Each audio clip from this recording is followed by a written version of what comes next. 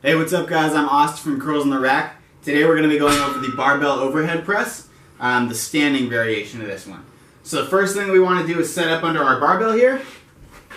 So all you usually go about a thumb's grip away from the rough edge here. Make sure to engage that good external rotation on the bar when you're doing this one. The first thing I'm thinking about when I walk up to the bar is my setup, right?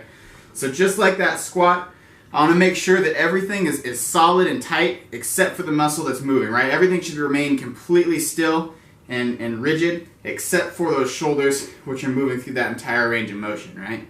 So when I set up for this one, walk up, external rotation on the bar here.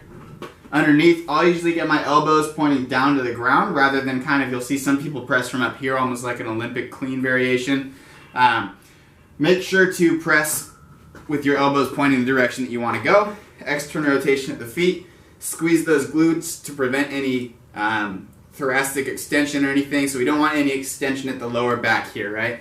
So if I'm pressing and I start to get this kind of motion, taper off on the weight, go down a little bit, make sure you can keep that spine nice and still and neutral while you're moving through the entire range of motion. So when I move the barbell here, I'm bringing my biceps up to my ear, up, and then back down. Up, down. Preventing any of that thoracic extension there. Squeezing the glutes. One thing I'll really focus on in this one is to squeeze those glutes like my life depends on it, because that'll really prevent that extension from the spine. And then if I do that at the same time that I'm squeezing my core, I'm going to have a really hard time extending that spine in a bad way, right? So that'll protect your spine, it'll keep the movement steady and everything. So that's the barbell overhead press.